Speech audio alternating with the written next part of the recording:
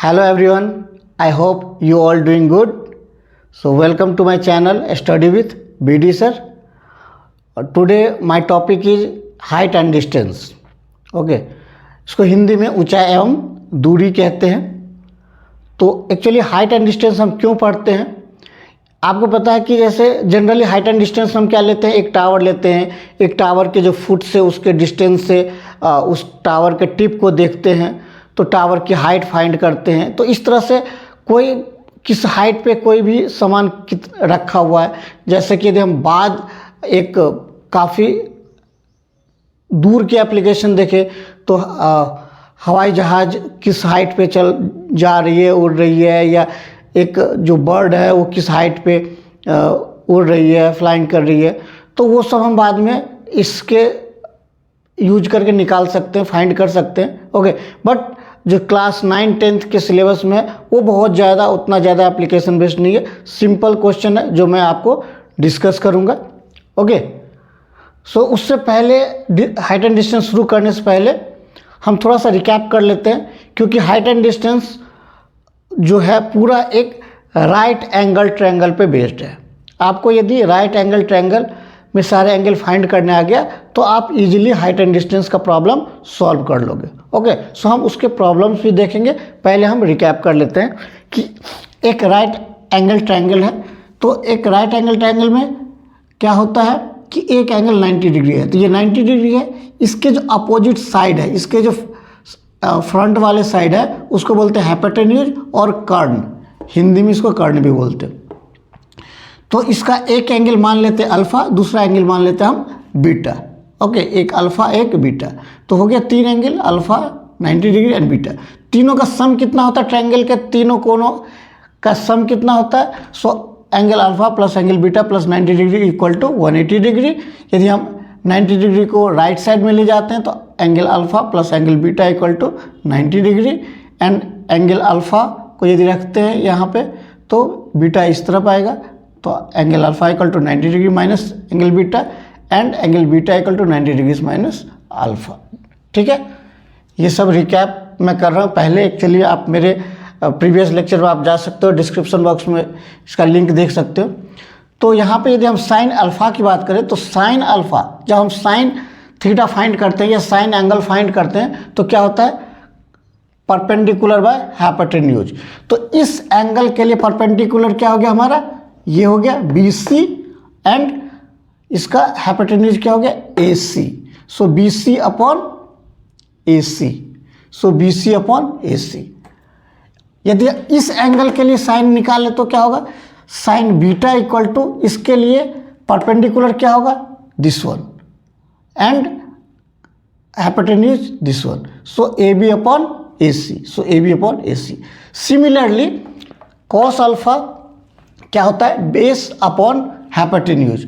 तो इस अल्फा के लिए बेस क्या हो गया? ये हो गया, हाइपोटेन्यूज ये हो गया. सो AB अपॉन AC. सो AB अपॉन AC.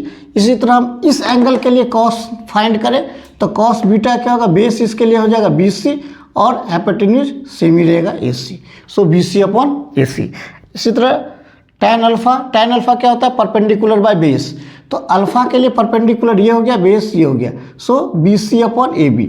सो BC upon AB. tan beta इसके लिए परपेंडिकुलर ये हो गया, बेस ये हो गया. So tan beta is AB by BC. Okay, I hope आप लोग को ये कंसेप्ट क्लियर हो गया होगा. दूसरी बात, मैं हमेशा आपको कहता हूँ कि किसे हम परपेंडिकुलर लेंगे, किसे बेस लेंगे, किसे हाइपोटेन्यूज लेंगे. ये पहले ही लेक्चर मैंने बता दिया है कि जो 90 डिग्री एंगल है उसके सामने वाले जो साइड है उसको हाइपोटेन्यूज या कर्ण बोलते हैं.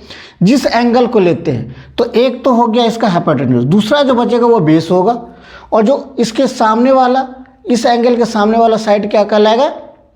आपका परपेंडिकुलर. इसी तरह इस एंगल के लिए हम यदि लेते हैं तो इसके एक साथ वाला तो हाइपोटेन्यूज हो गया, दूसरे साथ वाला बेस हो गया, और उसके अपोजिट साइड वाला ये हो गया perpendicular. Okay, so I hope इतना समझ में आया होगा. तो अब चलते हैं हम मेन हाइट एंड डिस्टेंस के ऊपर. Okay, so height and distance के ऊपर सबसे पहले हम क्या करते हैं? एक हम टावर बनाते हैं. ये एक टावर है, इस टावर से कुछ डिस्टेंस पे, मान लेते हैं कि इस डिस्टेंस पे मैं खड़ा हूँ, है ना। अब इसको हम मिला देते हैं। अब ये जो टावर है वो कहाँ पे स्टैंड कर रहा है? ज़मीन पे, है ना। तो ये कितना एंगल बनाएगा? 90 डिग्री का। ठीक है, हम 90 डिग्री के एंगल के लिए ही हाइट एंड डिस्टेंस ये करते हैं। ठीक है, अब मैं यहाँ पे खड़ा हूँ। अब देखो, अब जैसे कोई भी इंसान यहाँ खड़ा है तो उसकी एक हाइट होगी। हम यदि उसकी हाइट क्वेश्चन में नहीं दिया है तो उसको हम नेग्लिजिबल लेके चलते हैं, नहीं, हम मान के चलते हैं कि उस हाइट के हम जो आई कांटेक्ट है उसको हम यहाँ पे से ले रहे हैं। ठीक है, तो हम इस पॉइंट पे उस इंसान को ले रहे हैं जो टावर को यहाँ पे देख रहा है। तो इसको बोलते हैं हम line of site, line of site. हम यहाँ से इसको देख रहे हैं, जहाँ भी हम देख रहे हैं वो मेरे आंखों से लेके जिस चीज़ को देख रहे हैं, जिस ऑब्जेक्ट को देख रहे हैं, वो क्या हो गया? हमारा लाइन ऑफ साइट हो गया। ओके, यदि मैं अपने जो भी पर्सन किसी ऑब्जेक्ट को देख रहा है तो उसके आइज से लेके उसके ऑब्जेक्ट तक की जो लाइन होगी that is line of site. Okay, so line of site. तो यहाँ भी हम एक पॉइंट ए ले लेते हैं, एक पॉइंट बी ले लेते हैं, एक पॉइंट सी ले लेते हैं। ओके, ये हो गया distance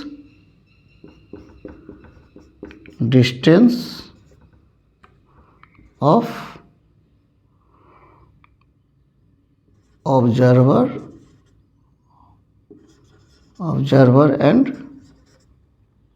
and foot of tower. ठीक है, यहाँ से लेके यहाँ तक, और यहाँ से लेके यहाँ तक को हम क्या बोलेंगे? Height of tower.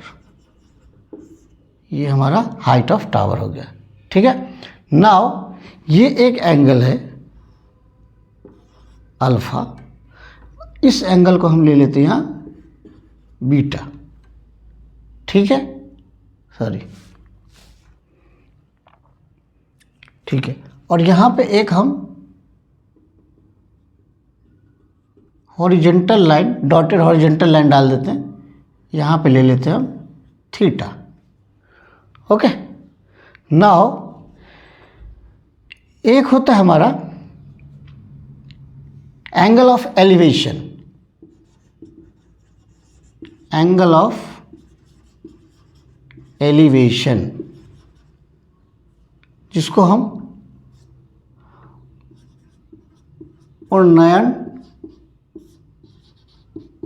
कोण भी कहते हैं।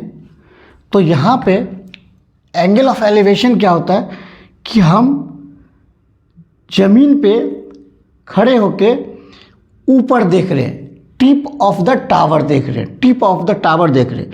तो हमारे आइज से जो टिप ऑफ टावर का जो एंगल बनेगा that is angle of elevation. So this is angle of elevation. So उन्नयन कोण, तो ये क्या हो गया हमारा?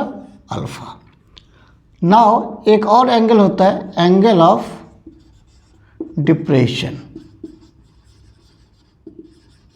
ठीक है, इसको बोलते हैं अवनमन कोण, अवनमन कोण। ये क्या होता है कि जब कोई ऑब्जर्वर टिप पे खड़ा है और वहाँ पे एक डिस्टेंस जो यहाँ फुट है, फुट ऑफ टावर, उसके एक डिस्टेंस पे यदि वो देख रहा है तो नीचे की तरफ देखेगा। तो नीचे की तरफ जो देख रहा है, यहाँ से इस तरफ देख रहा है, ठीक है, तो इसको हॉरिजॉन्टल लाइन के साथ जो लाइन ऑफ साइट का एंगल बनेगा that is angle of depression. ठीक है, एंगल ऑफ डिप्रेशन। सो हमेशा एक हॉरिजॉन्टल लाइन के साथ ही एंगल बनता है। तो एक एंगल ऑफ एलिवेशन हो गया कि जो फुट के साथ लैंड जो फुट है टावर का उसके साथ ऑब्जर्वर का जो लाइन है उसका और लाइन ऑफ साइट के साथ जो एंगल बना रहा है that is angle of elevation. And एक हॉरिजेंटल लाइन हम ये बनाते हैं लाइन ऑफ साइट के ऊपर, तो लाइन ऑफ साइट और हॉरिजेंटल लाइन के बीच में जो एंगल बनता है that is angle of depression. तो डिप्रेशन एंगल जो है ऊपर से नीचे की तरफ और एलिवेशन जो है वो नीचे से ऊपर की तरफ। अब एक फैक्ट की बात है कि यदि आप देखोगे कि ये एक पैरेलल लाइन है, ये एक पैरेलल लाइन है, ठीक है, ये एक पैरेलल लाइन है, ये एक और ये पैरेलल लाइन, तो ये लाइन मान लेते हैं लाइन ऑफ साइट इसको काट रही है, ठीक है। तो एक ये एंगल अल्फा है और जो हमारा ये एंगल थीटा है। तो क्या होता है, इसको हम क्या बोलते हैं, एडजेसेंट एंगल, एकांतर कोण, that is alpha equal to theta, ठीक है, यहाँ पे इसके लिए। So angle of elevation is equal to angle of depression.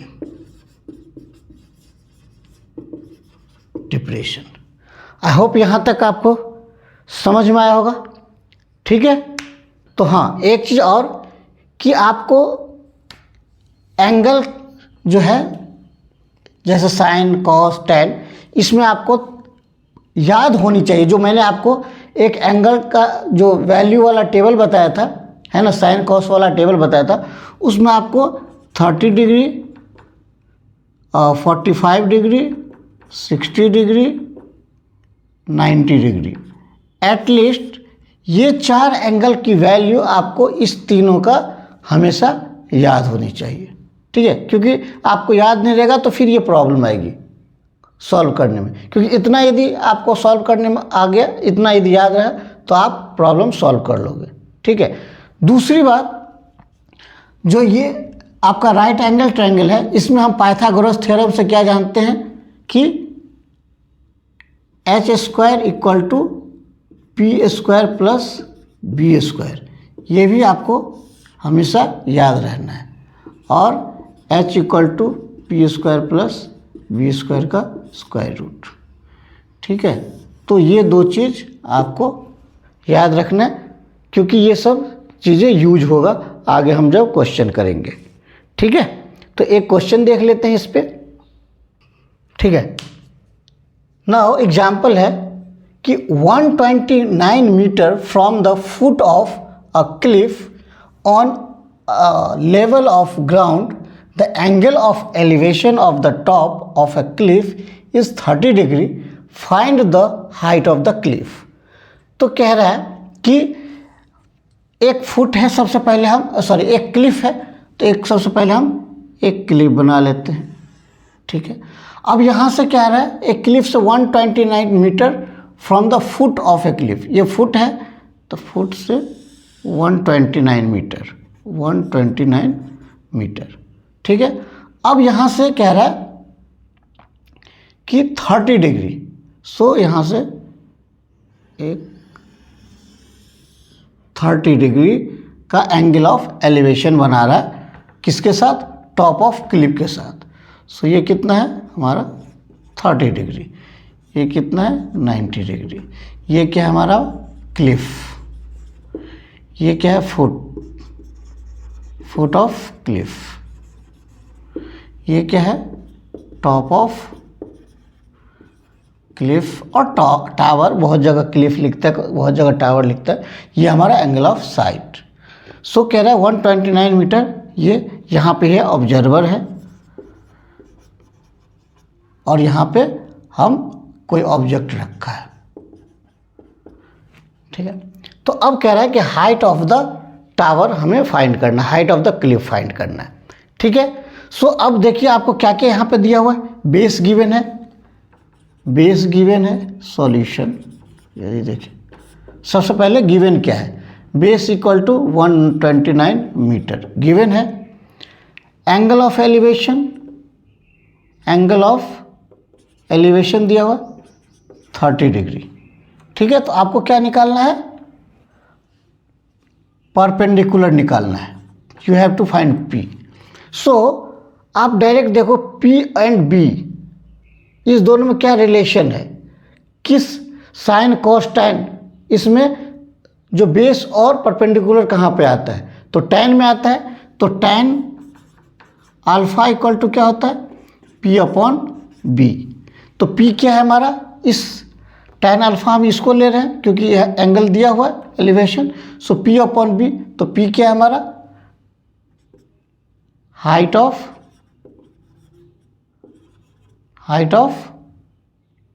Cliff, and ये क्या हो गया हमारा, ये डिस्टेंस फ्रॉम फुट। ठीक है। सो टैन अल्फा की वैल्यू क्या दिया हुआ है, इसको हम मान लेते हैं इक्वल टू अल्फा। तो alpha 30 degree, so tan 30 degree equal to height of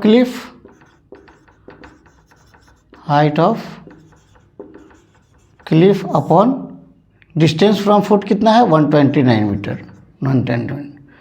सो इसीलिए हमने कहा था कि 30 डिग्री, 60 डिग्री, 45 डिग्री, 90 डिग्री, इस चारों का वैल्यू का आपको पता होनी चाहिए। सो tan 30 कितना होता है, 1/√3। So height of